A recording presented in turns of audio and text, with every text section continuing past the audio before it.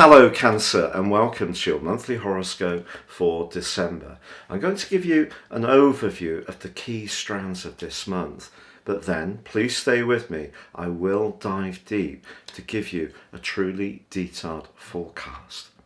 This month begins with Neptune, the planet of dreams, going forwards on day 1. But it forges for the first half of this month a delightful link to the other planet along with Neptune that governs the sign of Pisces, and that's Jupiter. Jupiter is in your sector of shared resources and finance. If you have been waiting to hear some news over a contractual matter, the first 2 weeks of this month look very positive indeed. Also, Mars and Pluto are linking brilliantly across the first 10 days. This is really going to rev you up and give you enormous motivation. Now, Pluto is in your sector of relating, but Venus, the planet of relating, is also alongside Pluto for the whole of this month. Now, on the 11th and also the 25th, they come into exact conjunction.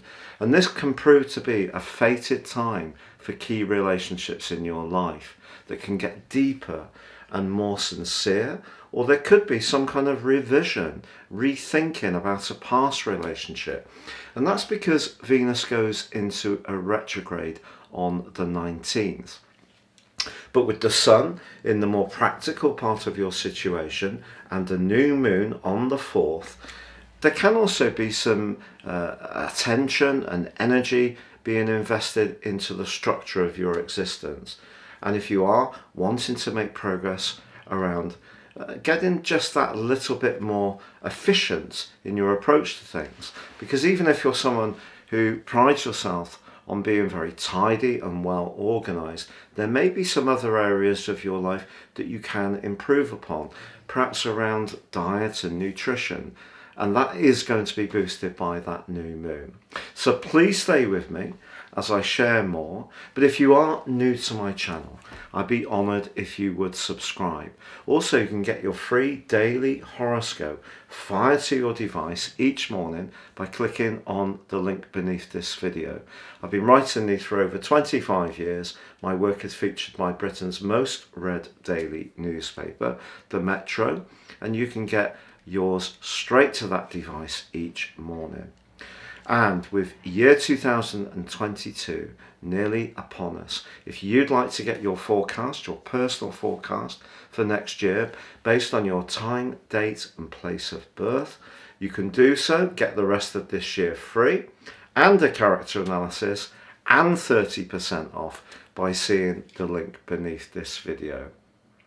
Hello Cancer, and welcome to your monthly horoscope for December. So we have that sensational alliance between Venus and Pluto threaded through the whole of this month.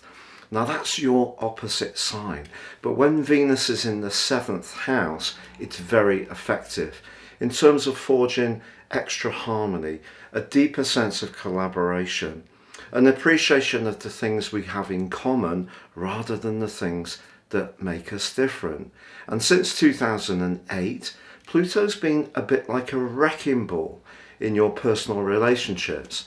It may have brought people into your world who have been really important, but it also may have revealed to you people that no longer could be relied upon.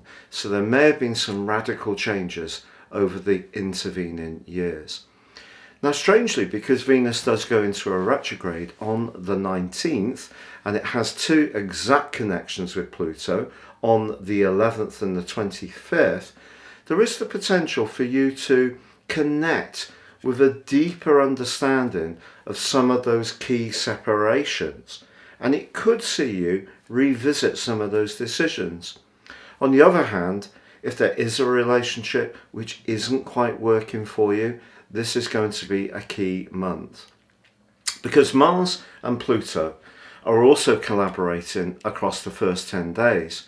So therefore, Mars is linking with its partner in relating of Venus too.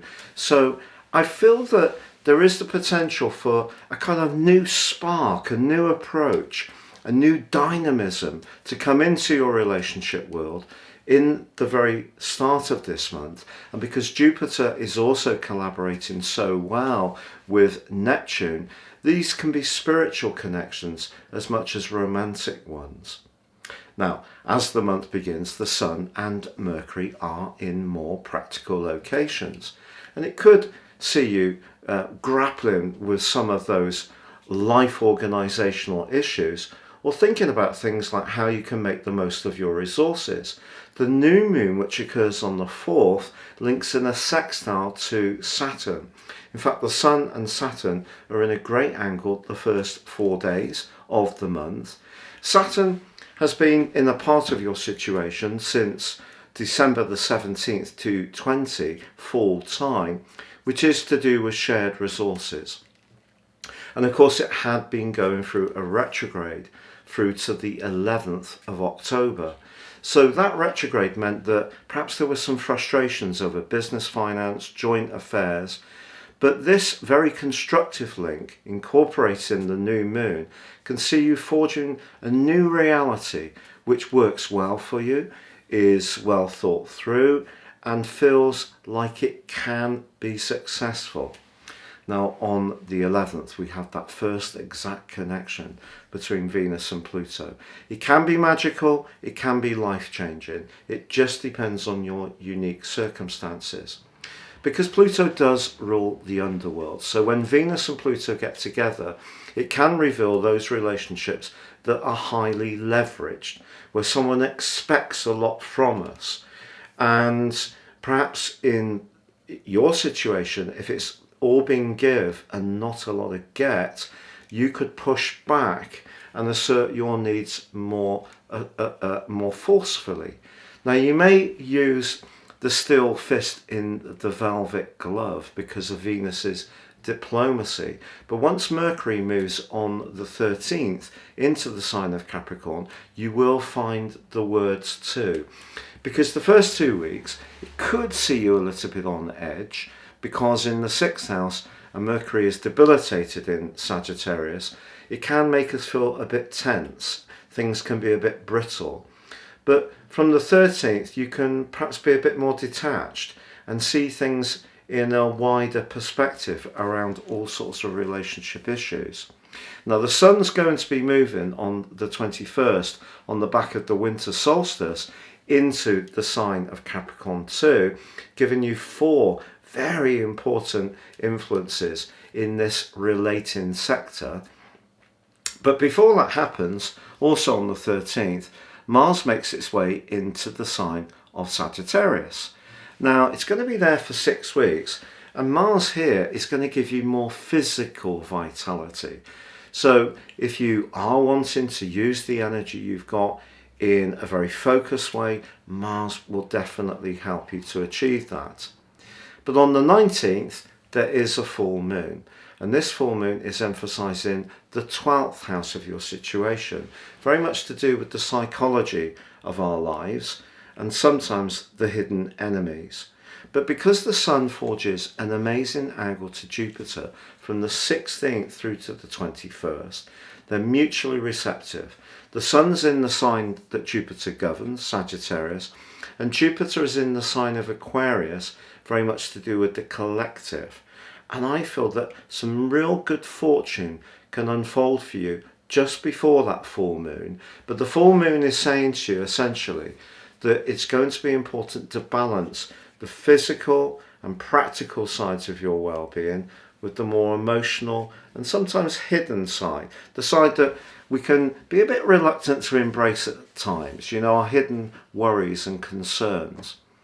But on the 19th, Venus does, of course, also go retrograde. And that's why it's in this extended journey through your sector of relating through to the 6th of March, which is really quite unusual. But on the 24th, the Sun has moved into Capricorn, which is wonderful. But we do have a clash between the ruler of Capricorn, Saturn, and Uranus, the ruler of Aquarius. But guess what? They're both the co-regents of the sign of Aquarius too. And in fact, they come back into conflict within 3 degrees from the very start of this month. If this rings a bell, It's because this has been the most dominant astrological influence of the whole of year 2021. It was always coming back. They started to aggravate each other in the last week of November, and they're going to be broadly within 3 degrees in conflict through to the end of February. But then we're going to be free of it. Saturn in your sector of long-term resources and where you're most deeply devoted, and Uranus in the part of your horoscope to do with your future and the type of friendships you would like to have. Perhaps it is going to be important in terms of your hopes that you do stay very grounded in your approach in terms of your expectations. Now, Cancer people are often maestros in terms of managing resources. So this is something that you may deal with much better than other people. But Uranus is brought into more radical thinking and approaches into your situation over the last few years. And even if you're somebody who is a little bit conservative, you may have started to think about your life in quite a different way. So once these two come together once more on Christmas Eve, it just suggests a need to be realistic about how you're going to fund some of the perhaps more unusual ideas that you've got for the year ahead. On the 25th, Venus and Pluto become conjunct again. This can give you a lot of food for thought. There may be someone that you're missing badly. It could be that you are going to come together in a union, perhaps announce an engagement or a formal date to get married. Or if you're already in a relationship which is very productive, there can be some good news in another way, a new property, because the sign of Capricorn is very material and earthy. But then on the 29th of this month, Jupiter returns to the sign of Pisces, your sister water sign. Now, it was in Pisces from the 15th of May through to the 28th of July. So it coming back into the sign of Pisces is very, very good for you. So something that you've wanted to open up around, maybe travel, maybe adventure, maybe it's a spiritual journey that felt a little cramped until that lovely connection between Jupiter and Neptune in the first 2 weeks of this month. Well, that can really start to speed up again as you set your intentions for the new year. I'd like to wish you a very happy 2022 and thank you so much for joining me. Take care and stay safe.